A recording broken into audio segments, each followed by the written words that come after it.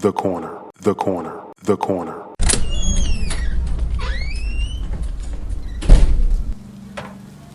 Hey, welcome. Come on into Cousin Ed's Corner. This podcast is where you'll find real, authentic conversation, organic conversation, unscripted, unfiltered conversation, like you're home with your cousin. It's all about life. It's about finance. It's about spirituality. It's about love and everything in between. I'm your host, Cousin Ed. I'm excited to bring you along on this journey. So sit back and listen in as we dive into a wide range of topics. I have some diverse guests coming on with an array of thoughts and opinions. My goal is to create a space all for us to connect and communicate. It's not really about me. It's about the community as a whole. Let's enjoy it. Let's sit back. Let's think about our past. Let's move into our future. It's about the corner, the corner, the corner. So no matter how you cut it or slice it, we're all here together. I'm just here to give you a piece of my heart, my mind, my soul, and my mentals. So sit back, relax, and enjoy another episode of Cousin Ed's Corner. The corner, the corner, the corner.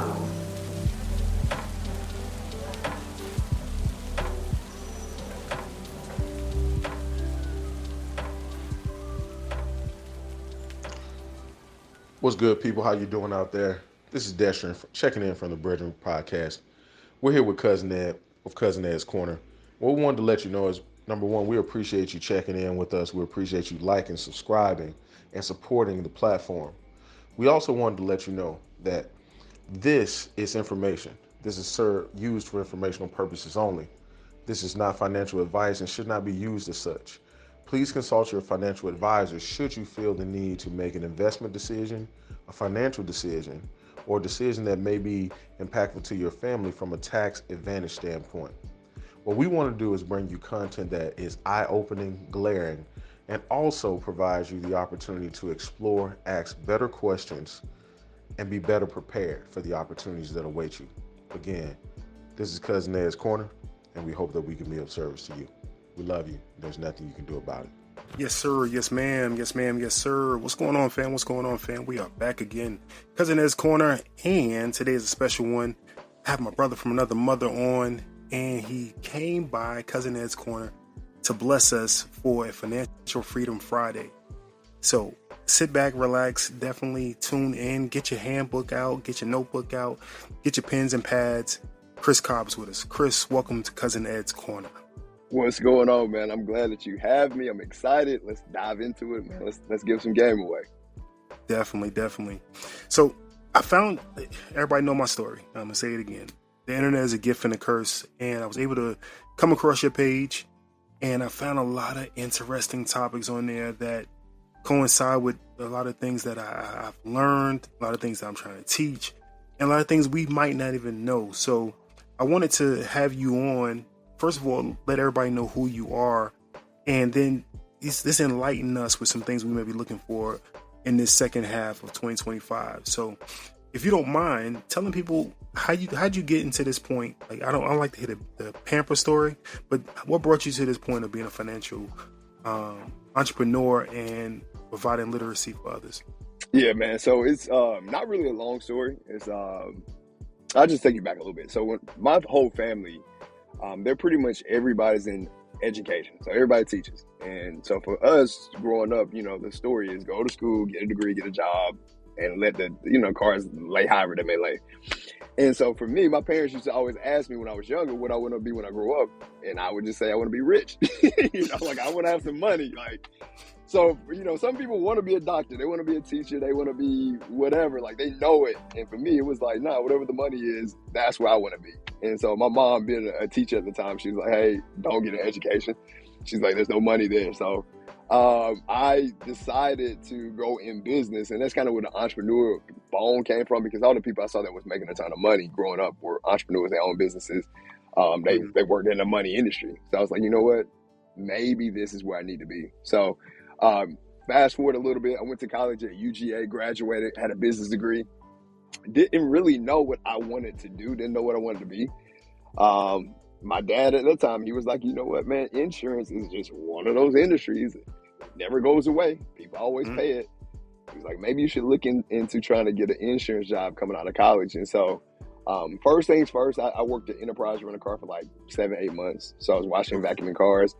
But I'm always networking. I'm always talking to people. And one day somebody came. They were renting a car. They come every week, and they work for an insurance company. And they were like, "Hey, Chris, we always hiring good people." And he's like, "I like your personality. I like that you always engage and talk." He's like, "Man, if you put your resume in, I'll put a word for you." So I got a job in 2014 with Travelers Insurance Company, Okay. which is like, top 100, top 110 company. So I was totally underqualified. I shouldn't have got hired at all.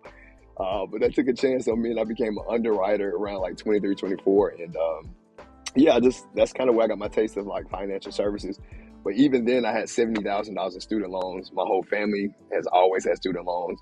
Like I said, it's not like we struggled or had it hard coming up, but when it came to money, we could never just get ahead. Hmm. And so, like for me, as soon as I graduated college, I started reading Dave Ramsey. I was reading Total Money Makeover. I was like YouTube and everything, trying to figure it out. And what happened was it became like just a passion of mine. It was something I was doing for free. Hmm. And you start working on budgeting and investing, and then I'm looking around. I'm like, you know what? I'm doing a lot of work, and I see other people get paid for this. I was like, maybe I should go get some type of license or certification for this. And that's how I ended up in the life insurance industry and retirement industry. It was just a part-time thing. I was already in insurance. I was like, let me learn a couple things, get a couple certifications. And you know how the Bible says your gifts make room for you. So literally what I'm doing now, it's like if you told me 10, 15 years ago I'd be doing this, I wouldn't be surprised, but I didn't know how I was going to get here. But I just enjoyed it, had a passion for it. And if you watch my content, you'll see all the teaching and all that stuff. That comes from my family because we're all in education. I tell people all the time, I'm still a teacher too. It's just that my classroom is a little bit different. And so like I'm intrigued by finance, I'm intrigued by business. And I'm glad that, I came over here because a lot of times when I talk to people, especially from our backgrounds, it's like, it's not that they don't understand it, it's just that nobody ever takes the time to like break it down. And once I do what I do, people be like, oh yeah, now that makes sense. And I can see the light bulb going off, and I can see like their eyes opening. And so this has been like 10 years in the making. I don't want to say it was luck because, God knows what he's doing. And I was doing the work too, but it was just one of those things that, hey, I want to learn more about money. I want to take care of my family. I want to make sure they were being smart. And it was just a passion project that turned into a real business. Man, that's a testimony by itself. Yeah. I got chill bumps over here because just a lot of what you said is what many young men go through, and you had the angel around you to offer you an opportunity and you took the opportunity. Sometimes we have people around us giving us opportunities, and we don't take those opportunities and step out on faith and see where it goes. So I'm glad that angel was in front of you and you took that opportunity. Yeah. And now teaching others. That's another thing. Now teaching others. So you give it back. And if you don't mind, so just a little bit more to the story. So like everybody thinks when it comes to entrepreneurship, like you see everybody after they made millions and all that stuff. So it always looks glorious and right. It's glamified. But like my story, I was working for the insurance company. So for everybody who's listening, I got my license part-time. I paid for it with my own money. And I started my business part-time. So I was still working with my company 9 to 5. It's just that at 5 to 9 p.m., that's when I was building my business. And I did that for a year and a half, 2 years before I quit my job. So for the guys or for the person who's trying to figure this thing out and they're like, it's not moving fast enough, or I thought I'd be rich by now, it was not an overnight success. It was not an overnight process. I was doing this a couple years. Honestly, I did it 3 or 4 years before I even went and got the license. And then I spent another year and a half, 2 years, taking all the money I was making from work, putting it back into my business. And then after that, I quit my job. So it's a process. And if you're that person that's kind of like in that mode where you think, am I doing the right thing? Am I stuck? If you're doing the work, you're probably where you need to be. It just understand it's a process, and you want to build it. You want to build it stable, because the bigger the base, the bigger the pyramid. The better the foundation, the bigger house you can have. And so that's why I strategically did it that way. I wasn't in a rush. I was like, let me do it right. So when I did quit my job, everything, I'm not gonna say it fell into place, but it was just so much easier. And two, I had learned the skills and I learned what I needed to know so that I could be, moderately successful coming out of it. you got the reps. You didn't just go to the plate without the reps No, beforehand. So you got the no, reps, and you had the backing behind you. You didn't build your own team. You went in saw how a team was built and was able correct, to follow behind that. correct. And that's what people always ask me too, like, because at that time I wasn't married, I don't have any kids or anything, and I was living with an uncle of mine. And people used to always be like, man, you got a decent job. Why you staying here? And why you driving that beat up Kia? And I was like, well, I'm taking all my money and I'm reinvesting in the business. And two, they're like, well, now that the business is working, why are you still working at Travelers? And I was like, because they make hundreds of billions of dollars a year. So there's a lot of contacts, but most importantly, I can learn professionalism. I can learn systems. I can see how businesses ran. And when I get to a point where I'm not learning anymore, maybe it's time for me to leave. And so I think sometimes we are blessed with opportunities around us and we don't realize it because it's not the one that we're looking for. Like, of course, I would have liked to just left and made millions of dollars, but it's like, no, the place I needed to be was there. I need to mature. I need to learn. I need to see. I need to learn how to send emails and be professional and learn how to quote things. And that's what they taught me. And like I said, I got to the point where I started serving 2 masters and I was, split in half. So it was like, okay, now I got to do what's right, which is leave so I can devote all my energy and attention to my business. But yeah, I didn't want to quit. I wanted to stay long. A guaranteed check too. Check, you got health insurance. Health insurance. You got everything. So it's like, really? I didn't want to go, but I was like, you got to do what's right. God was kind of calling me away. And two, I got to the point where, like I said, I was serving 2 masters and I wasn't giving them what they were paying me for. So it was like, that's not right. But yeah. You can't rob and expect to be rewarded as well. So Correct. Yeah. I definitely get that. So let's fast forward. You decide to go ahead and start your own company. What was that process like? You already had the job. You start your own company, but leaving the corporate America and stepping out on your own. What was that like? Man, it was pretty nerve wracking. I would say that. Like I said, I was in a good situation where I was living with some family. And I had saved up a decent amount of money, but I don't have kids, but I imagine it feels the same way because everybody I talk to, they're like, you can read every book on parenting, how to have kids, how to raise them right. But they're like, until you have one, it ain't the same. And that's how I felt with the business. It was like, I'd done everything I needed to do. I'd proven to myself what I need to prove. But still, when I knew that overhead that I had, that guaranteed check was gone, it changed everything. So the process was very difficult, but one thing I would say is, ever since I've been in entrepreneurship, I've always sought counsel and like mentorship. So when I literally said I'm diving in, I paid 2 or 3 people to be like coaches, and so they kind of oversaw what I was doing. So I got into a lot of networking groups. I got into a lot of business things, and I've always like leaned on other people to try to help guide me and coach me. In the first year, 2 years, it was pretty rough. I mean, I'm not gonna lie, like you just barely making ends meet. And I honestly, I don't think it has to be that way. I just think for most of us, our identity hasn't caught up with who I need to be in order to make it work. So it's not like you learn. So for me, I had never been in a situation where like you eat what you kill. Like if you don't get up today, nobody's going to call you. Nobody's going to text you. Nobody's going to ask you anything. And so what happens is when you have that freedom as an entrepreneur, sometimes it can make you a little bit lazy. Gotcha. Or, and more or less my issue was this too. I would have a big month where I made a lot of money and then, I feel good. I'm sitting. Mm-hmm. Yeah, you take off. And so with entrepreneurship, it's honestly all about consistency. Like you almost can't look at the scoreboards. I know you're a big sports fan. Mm-hmm. If you up 20 points or 30 points in basketball or football, the coach is going to tell you at halftime, don't look at the scoreboard. Because they're like, hey, if you're looking at the scoreboard, you're going to let off the gas. And if you down 30 points at halftime, the coach is going to tell you the same thing. Don't look at the scoreboard. Let's get it back one by one. For me, when I started entrepreneurship, I was always looking at the scoreboard. So like every time I did something good, I'm taking the next 2-3 weeks off, 30 days, 60 days.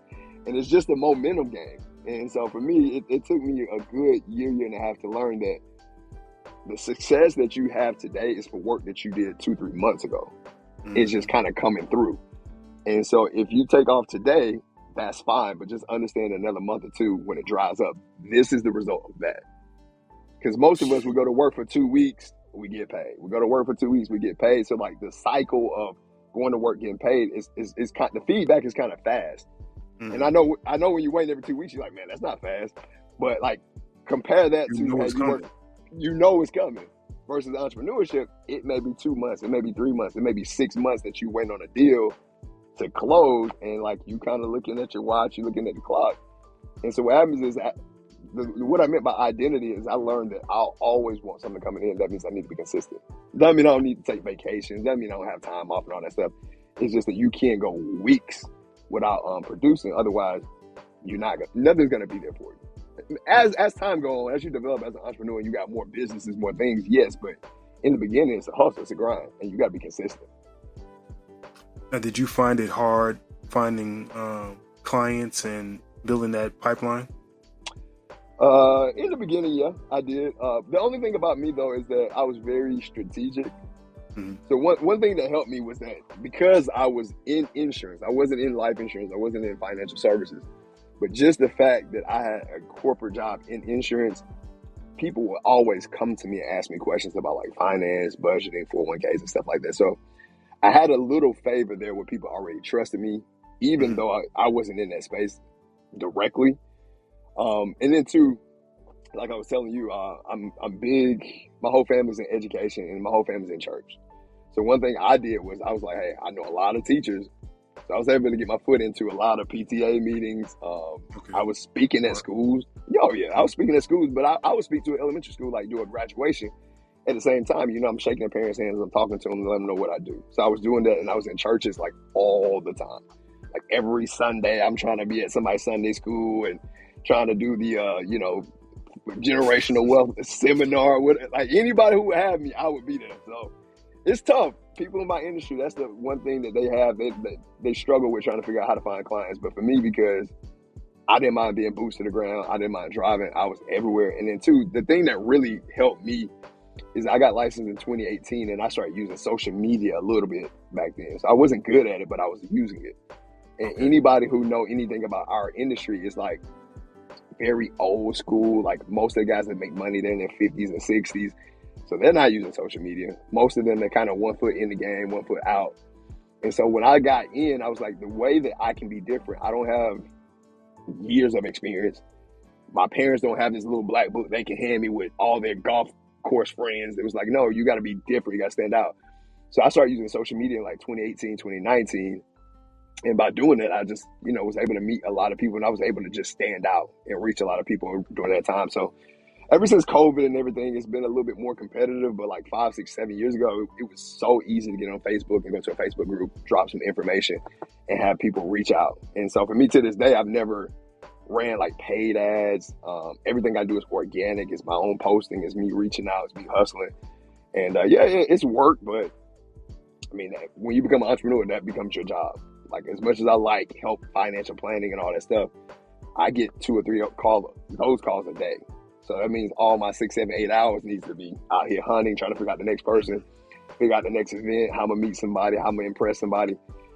And I think I came into the game knowing that though. I think most people don't start off knowing that. They think it's all about being super, professional and having these meetings all day. And it's like, nah, in the beginning, it's a grind, it's a hustle. And you need to be willing to talk to whoever, whenever, always be ready. And that was the thing that I did. Well, luckily you had the background already and you had the schooling already from the corporate America as well. I will say corporate America does give some great classes and some great training. So don't shy away from it. I was with a company many, many years and I learned so many different things from organizational skills to marketing to just PMP. There's so many things that a company can give you that, that are great tools. So all right, so moving on from there, you brought up how I met you, social media, right?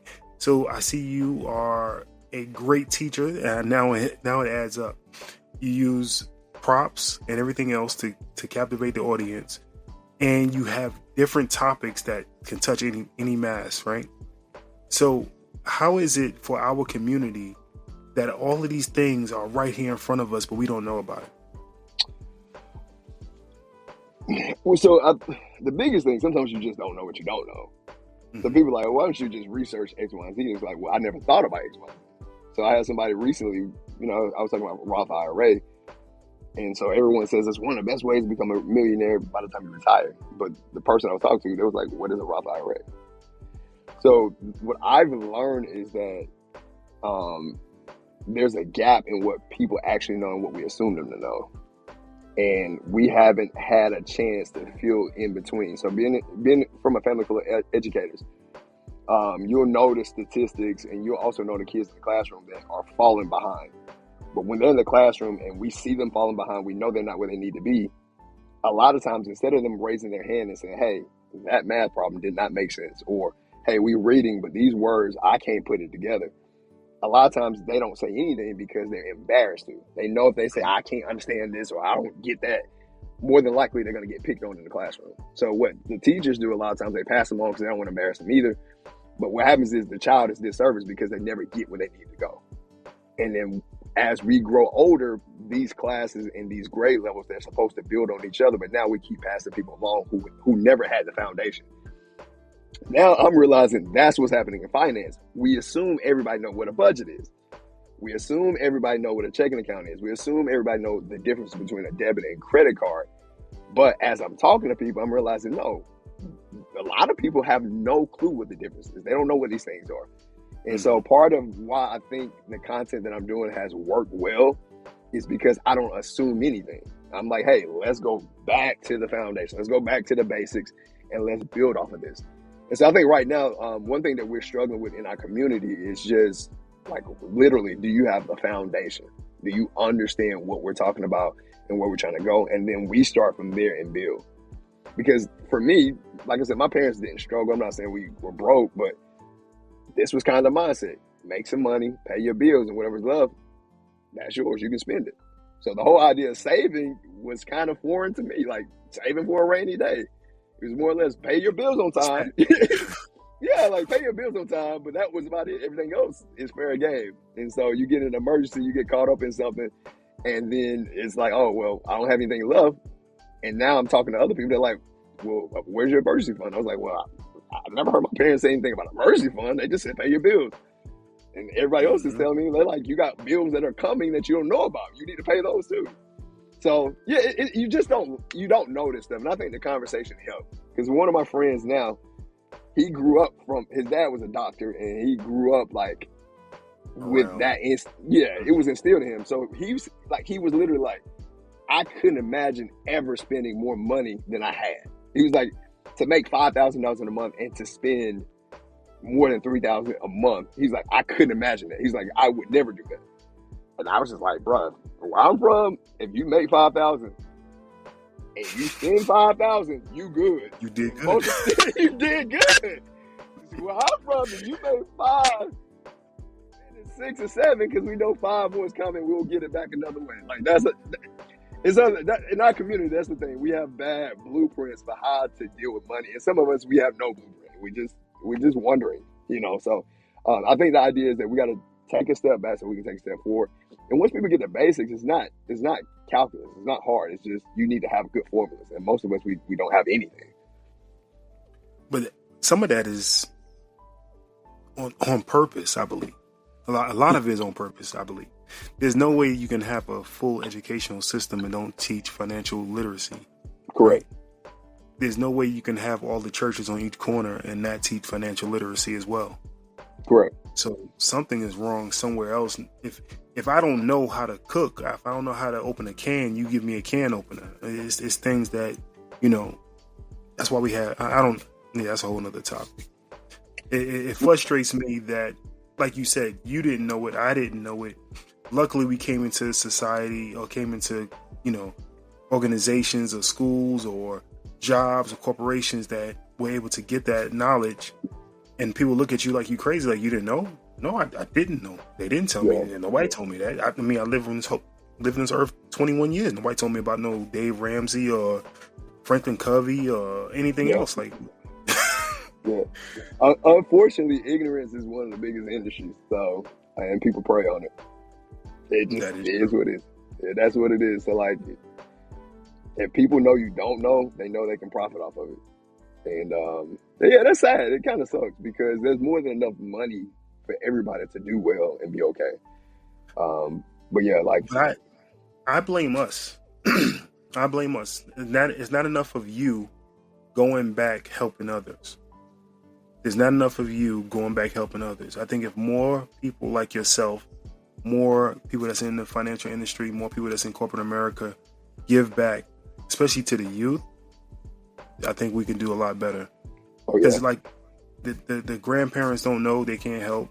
The mama might not know, she might not be able to help. But if somebody young that just learning finance, somebody young who's coming back to the community, going to the Boys and Girls Club, helping somebody set up a budget and taking them through how to start a business, I think those small little nuggets can help in our community. So I yeah, commend you for doing that.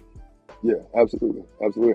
I see a lot more people now. I hope it's not just a trend; it's something that is consistently going. Because I see a lot of people like my generation that's kind of doing a little bit more, and that's really what it comes down to is education. Like we gotta find the information, we gotta pass it on. Because I tell people all the time, like generational wealth, we assume is assets. And this is a quote from somebody else. It says generational wealth isn't assets, but it's education. And basically Thanks. the whole mindset is this: the Vanderbilts were worth like $200 billion, and within 2 or 3 generations, it was wiped out. Just because, like, hey, you can give people money, but if they don't have the education to like use it, it'll be gone. It doesn't matter how much it is.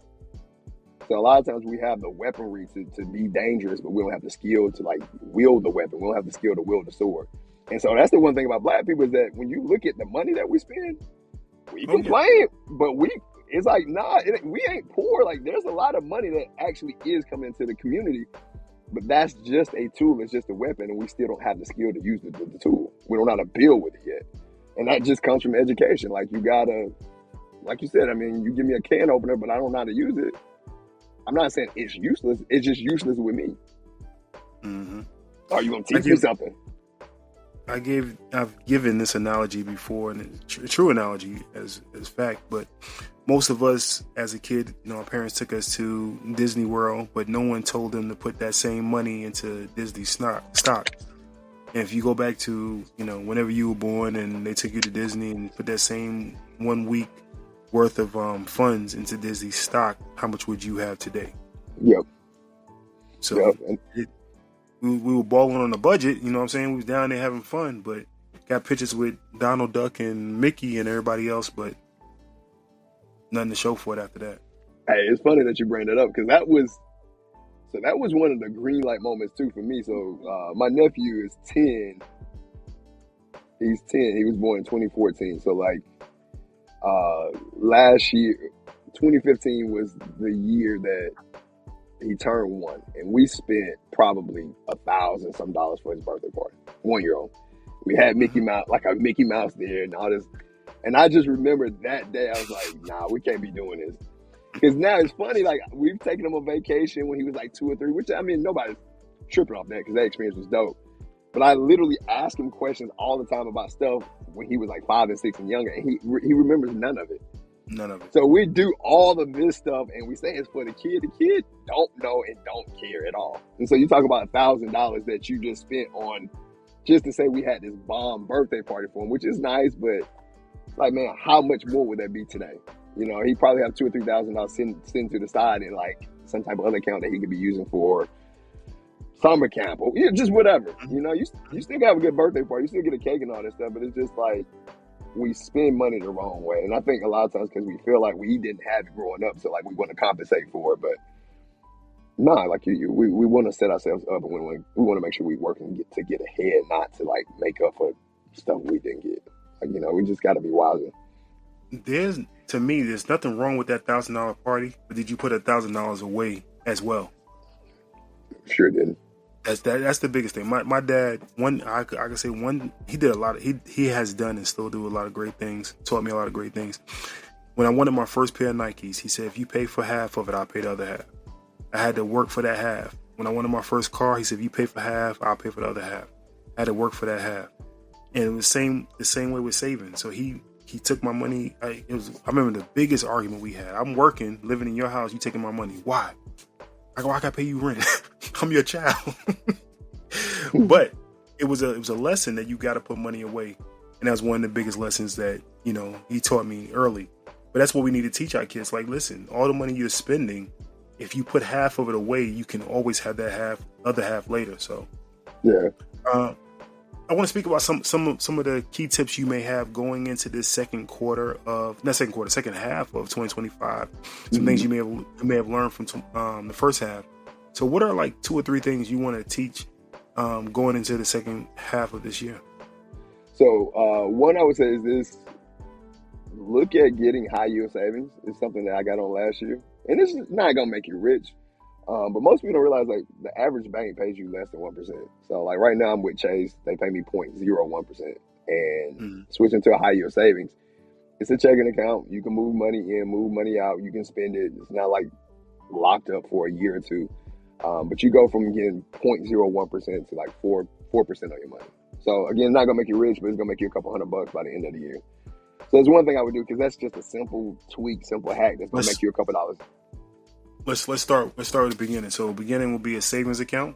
But make sure it's a high yield savings, not just let's start at the beginning. Bottom thing. Savings account. I'm getting 0.01%, right? Yup. Next is high yield, or is it like a money market? Just the high yield. High yield. It's not like, it's not invested. It's not anything. It's not like a bond or a CD where you gotta let it sit. Yeah, where you gotta let it sit for 6 months or a year. It's literally just a different type of checking account with a bank where you're gonna get paid way more just for switching it over. That's all it is. And people, I mean, they don't market that stuff because they don't have to, honestly. But like, it's money that you can make. It's money that you can save. Excellent. All right, so I get 4% there. What's the next thing I should be looking forward to in this second half of the year? Second half of the year, guys, everybody should be looking at trying to figure out how to budget. It's not fun. It's like dieting, honestly. Like, you want to lose weight, you got to track what you eat. And don't nobody want to talk about it because don't nobody want to do it. But you got to start understanding where your money's coming from and where it's going. Because even the richest people in the world can go broke if they're spending more than they make. That's why you see athletes all the time, they making it now, but 5-6 years, especially after they retire, it's gone. So you got to start tracking, like, where is it coming from and where is it going? And then from there, what I did, right now with the economy, like, I mean, am I super worried? I'm not, but it's been shaky for a lot of people. So you got to start looking at what is necessary versus what is like unnecessary and what I want. Because right now I've been in a situation where I'm cutting back. Like, if I don't think I need this right now, I'm cutting it out. I'm taking it away and saying, hey, let's put this on pause for now. So there's a lot of other things that I enjoy, and I'm still like, nah, this got to wait for a little bit. Just got to wait, So I would start budgeting, trying to see where your money is. And then too, for like your bills, especially like car, house, all that stuff. Sometimes we assume that whatever rate we're paying, we got to, but try to go in and negotiate. If you're paying car insurance, like, call them and say, hey, what can you do for me? If not, I'm gonna shop around. How mortgage insurance, stuff like that, go shop around. Literally, you'll be surprised that there's a lot of people who save, $50, $100 a month just by shopping around a car insurance. And that don't seem like a lot, but now you're talking about an extra $1,000 a year that you're saving just by switching from one thing to another. And so like that's probably another thing that I would do. And lastly, I know I gave you a lot. At the end of the day, everybody has to be looking for ways to make some more money too. So the whole like, oh, I just got a job and that's it. For most people, one income and one job, it just doesn't cover what you need to cover. So if it's driving Uber on the weekends, if it's starting your own business, if it's just consulting, I think everybody should be looking for a way to make an extra $500, extra $1,000 a month, because that's kind of what it takes to survive and like not be stressed out. And I think most people are kind of in that place. I think COVID kind of put a lot of people in that entrepreneur space where, job security, is it a real thing? Not really, but some people do have pretty good jobs that's pretty stable. Most of us is like, we understand at any given moment we can be let go. And even if not let go, it's just supplement it. Like, find a way to make more. And you can do it. Now, how much of that would you say to put in towards AI and or I'll say social media, AI and social media? To be honest with you, if I was to do it all over again right now, I'd probably put all my energy in AI. So I mean, I get it. Everybody's not interested in that, but AI is it's like the Facebook. It's Facebook 20 years ago. You know, it's the internet like 30, 40 years ago. It's the new hot thing, and right now it's so new.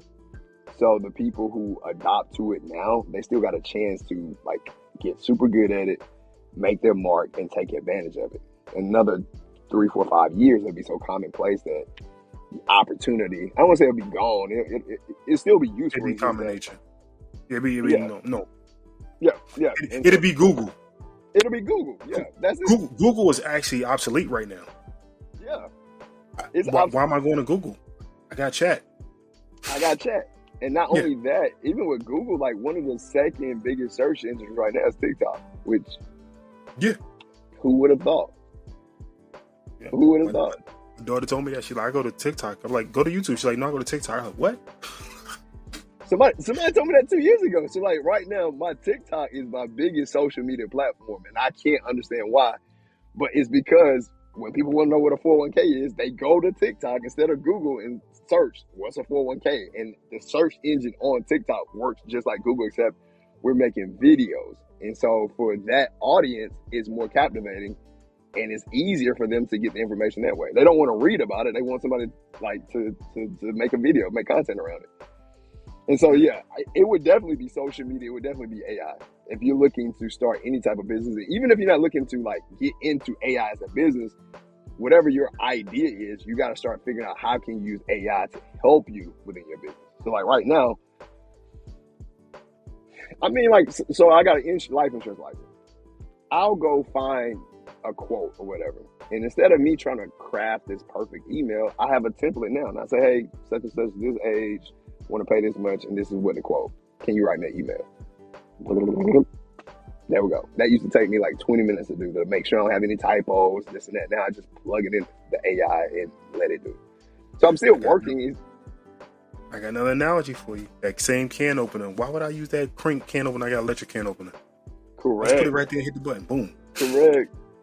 And that's the tough, that really is the toughest thing for me, because I am a manual type of person. Like I like doing the thing.